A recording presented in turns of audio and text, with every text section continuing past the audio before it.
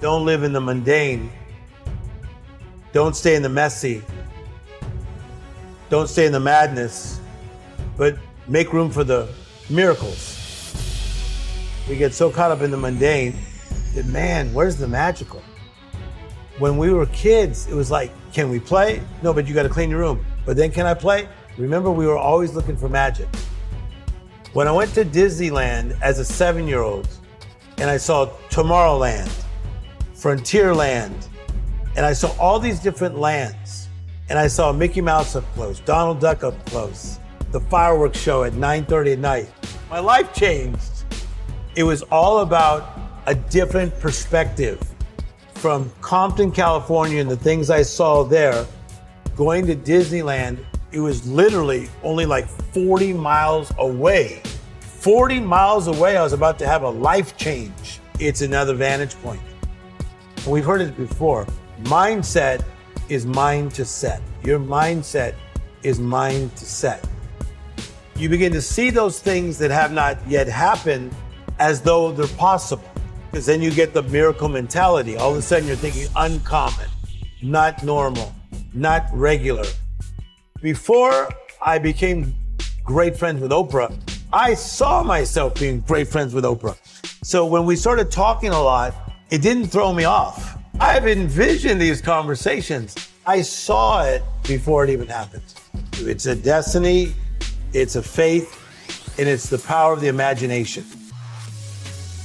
When Robert Downey was working on some of his projects, he did not see Iron Man coming. You never know when you will become a superhero. And that's the beauty of life.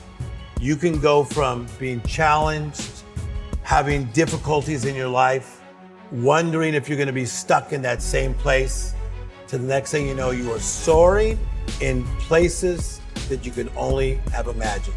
I simply align myself and then I cooperate with what life is asking me to do. So the book, The Miracle Mentality, teaches you how to get through the mundane, the messy, the madness in all areas of your life and embrace this miraculous life that you've been called to live.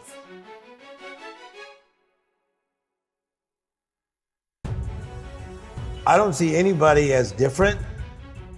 I just see them as human beings that need to turn a setback to a comeback. Part of problem solving is you have to listen first. And a lot of people don't listen. They're just looking to try to fix somebody or give an answer. So when somebody has a setback, what happens to them, most times they go very singular. They go really inward.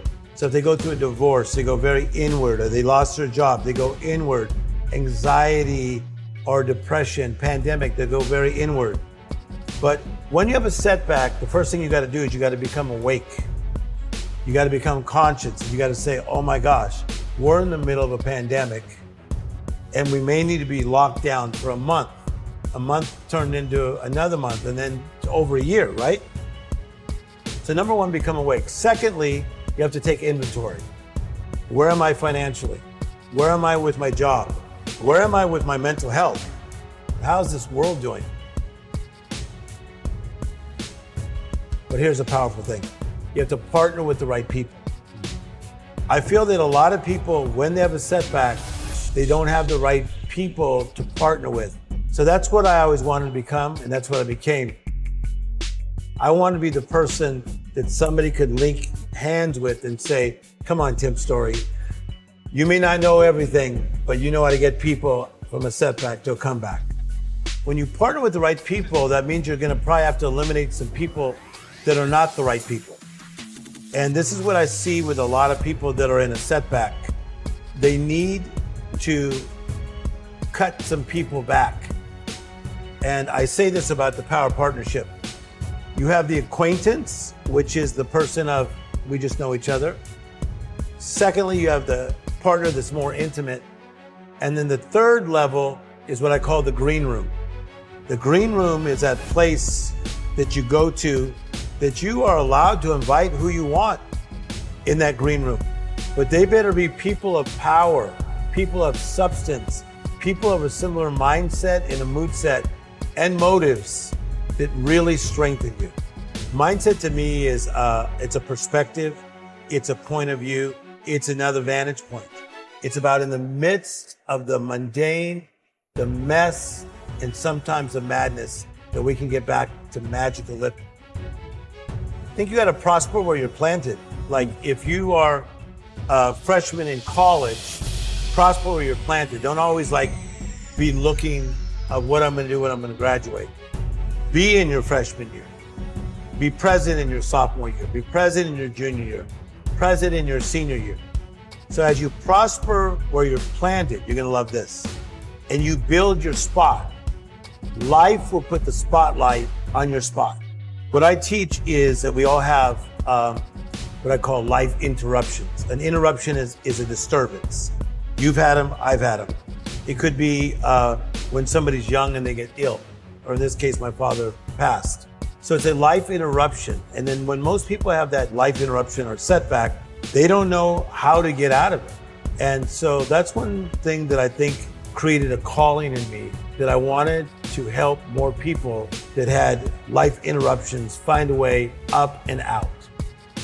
I'm inspired by the little things in life. I have this saying that miracles are either coming or going at all times. My last book is called The Miracle Mentality.